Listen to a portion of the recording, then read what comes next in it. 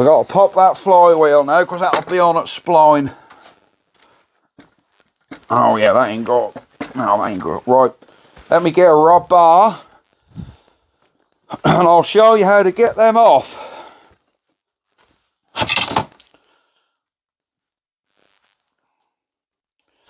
Where is it?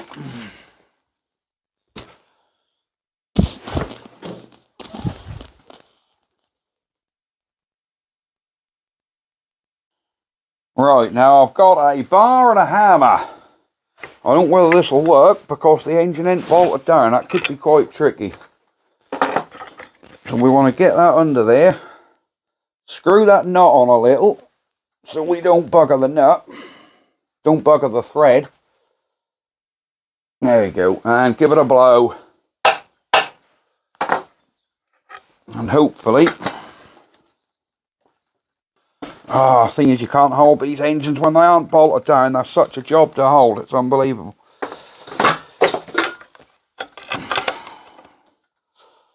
Come on.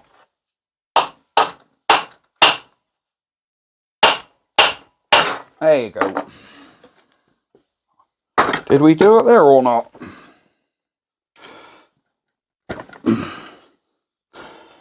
No, we didn't do it there. I thought we'd pop that.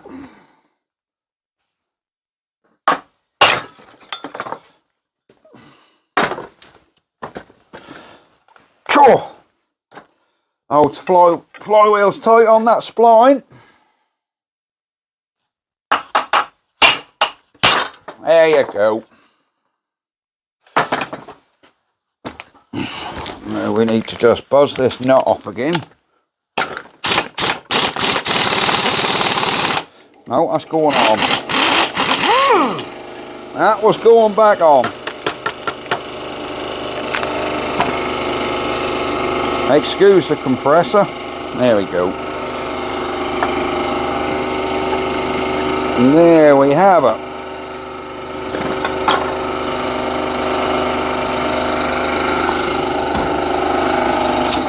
Let's turn that compressor off. Right, under here somewhere we should have our points. There's our condenser, here's our coil. So we have the coil. We have the coil around here. We'll give that a little shine up. And there's...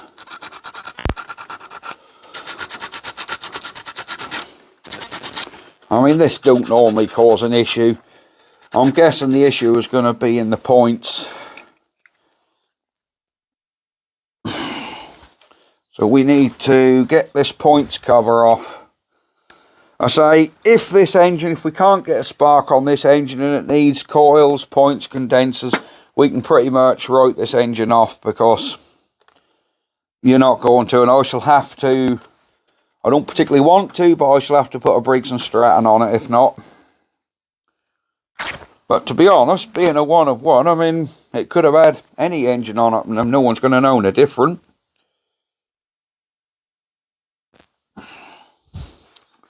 So let's get in here and clean these points. Cool, they're small. I'll have to split this piece down the middle. There we go. So we just get a little bit of emery paper in these points. There we go. Hold a little bit of pressure on them and just give them a little clean.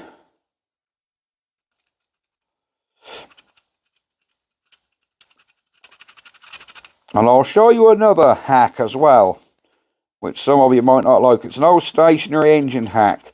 For an engine that's been sitting for years in a shed, you can often get damp built up in the windings of these coils. I've had it several times with old stationary engines. And people assume the mag's dead even though they look dry. But sometimes they can just get so built up with damp in there that the spark will arc across. That's why a lot of old boys take the mags off, put them in the airing cupboard. I've even known people to put them in an oven at a low temperature for half an hour. That's why if I've got an engine in long-term storage, I'll always take the mag off and keep it in the airing cupboard. And then that stays warm. Right, we're going over that with some coarse paper. Let me get some fine sandpaper. And we'll see how we get on with some fine sandpaper. There is it.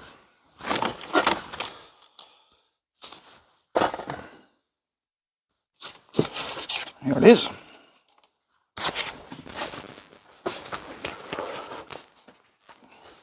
So we've got a bit of 800 grit here. So if we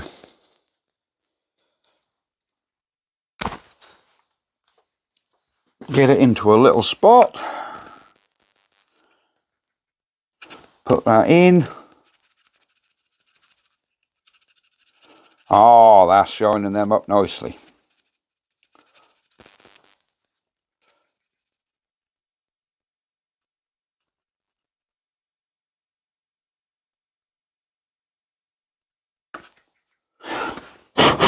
Right, that's done that nicely.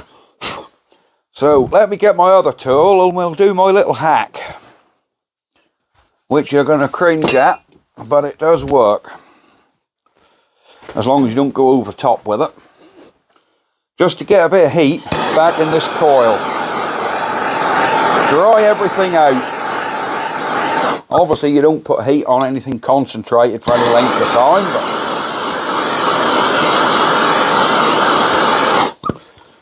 it'll just get some heat back in that coil.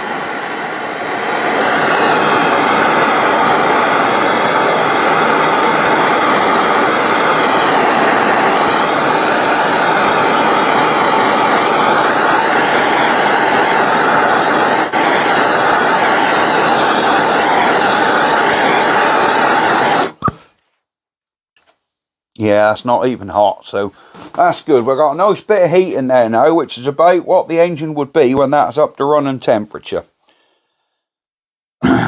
So that's our best shot, really, at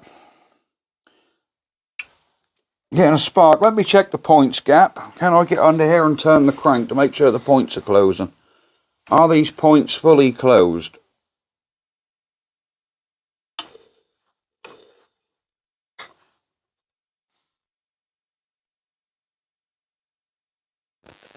You know, I don't think the points are fully closing.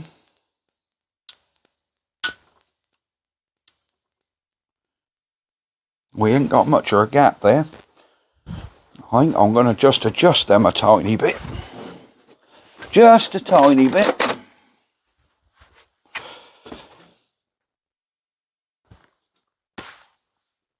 To see if...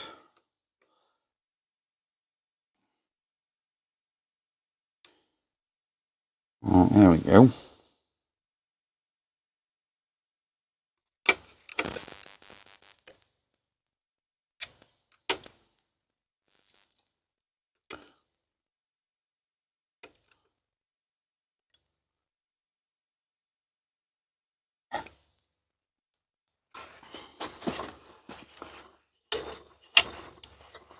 Alright, we're open. Them points are not closing. No, we're the other way of the cam.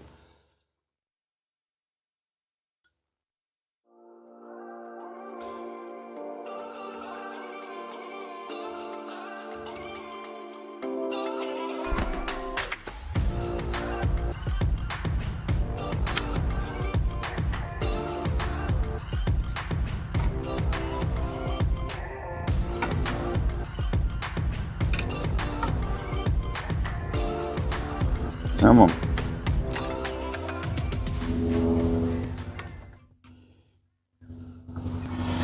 What's this one doing?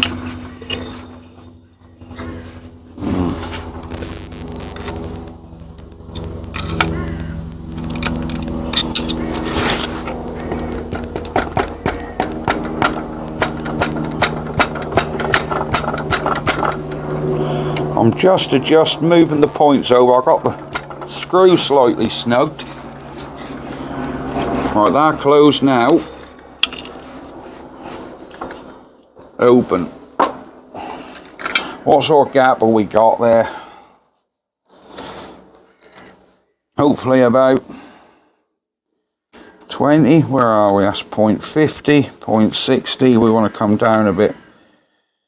I think we want to be 25.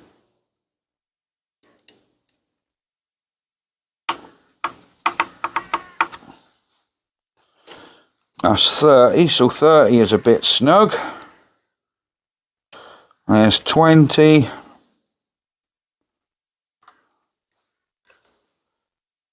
There's 20. Have we got 25 on here?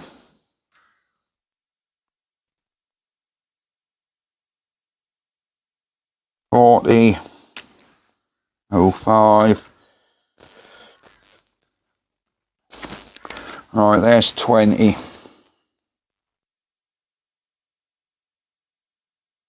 Perfect. Right, we've got a decent gap in the points.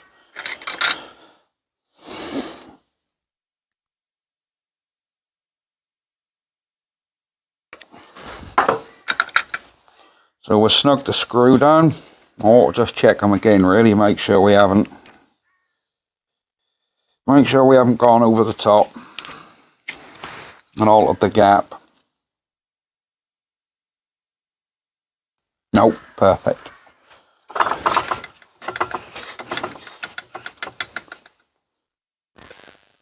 Oh yeah, there's a gap in between the cam and the lobe, that's good. Right, so we've got a good points gap there now. So we know them points are fully closing. There's no other way to do this apart from put the flywheel back on and see if we've got a spark. Oh dear. Here's our little cover. Where did that come? That comes there. That's our points cover. All these connections and wires look good. That's our kill wire. So, yeah.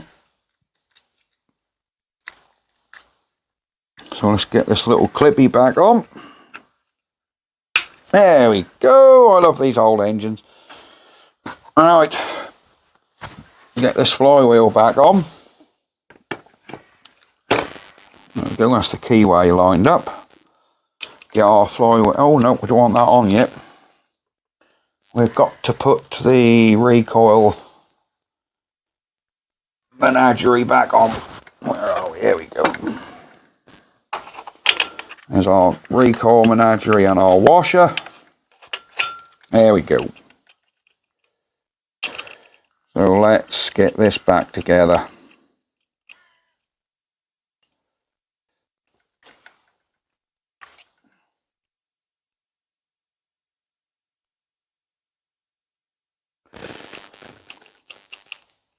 Ah, let's go. Right. Where is our socket for this?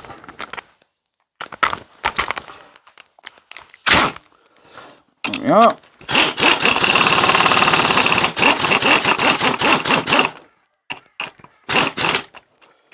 There we go. That's our flywheel nut back on. So now we can get this thing back together, or get the recoil back on and see if we've got any form of spark. Which we might have, we might not have. We just got to hope that we have. And that'll be lovely. There's the kill wire, there's the kill wire. Alright, let's get these bolts back in. I say this is purely just to make sure this engine sparks. I don't want to go painting it and then it don't spark. So, well, like I say, if we need to get parts for this, they're going to be hard to get, expensive, and have to come from America. Oh, by the way, folks, I ran a Google search on the engine number for this last night to date this engine. And this engine was built on the 54th day of 1970. So that's when the engine was built. So that engine could have been sitting around for a while before it went on the mower. So it's pretty much tying in early to mid 70s. You reckon they built this. So you don't know how long they'd sort of planned about it before they actually done it. But the engine was built 54th day 1970. So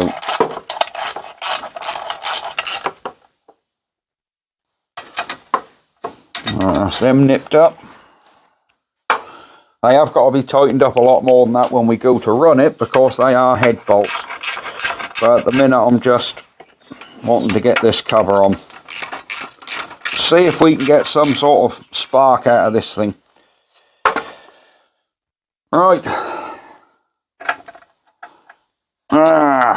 Where are we? Right, Mr. Cameraman, can we get you in there to see if we've got... where can we nip this? Will that fit under there without snagging? It does, right. Right, let's get you zoomed in on this plug.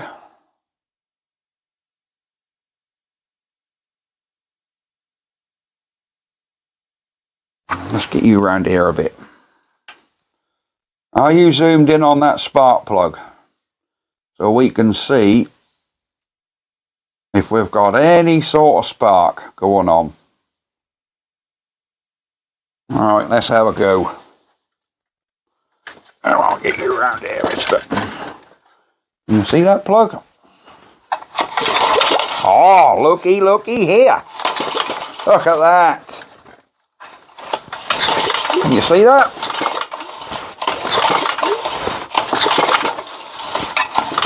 Clean the points. A little bit of heat on that coil. And we got a spark. Nice fat blue spark as well, look. Brilliant stuff.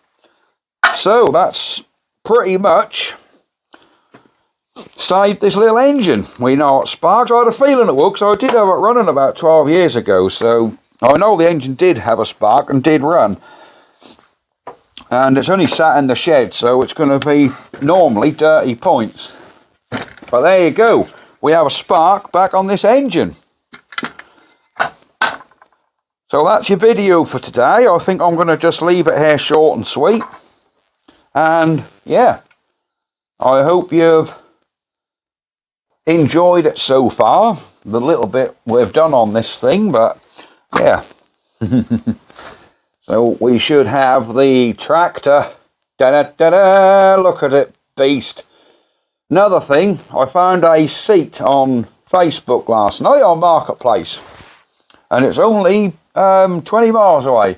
And I'm going to work in that town this afternoon, so I'm going to pop and go to the bloke's house and pick it up.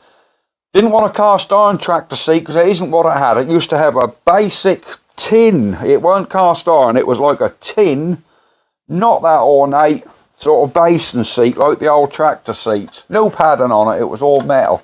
So yeah, I found one off of a R6 crawler. But that's a basic tin seat, not a heavy cast ornate one with names in it. You don't want nothing like that on there. It's not that kind of machine. So I'm going to pick that up this afternoon. So yeah, we will then be... Also last night ordered pillow block bearings to hold the back axle on. Because I remember that back axle used to have brackets that come down, and there was bronze bushes over the axle, which held on... To be honest with you, that axle will hold on better and be more efficient with pillow block bearings, because I can't find the brackets or the bushings, and the bushings probably won't do it anyhow. So I measured the shaft. It's 20 millimeters, which is good that we can get a new school size on a 1970s machine. So yeah, a 20 mil pillow block bearing should do the job.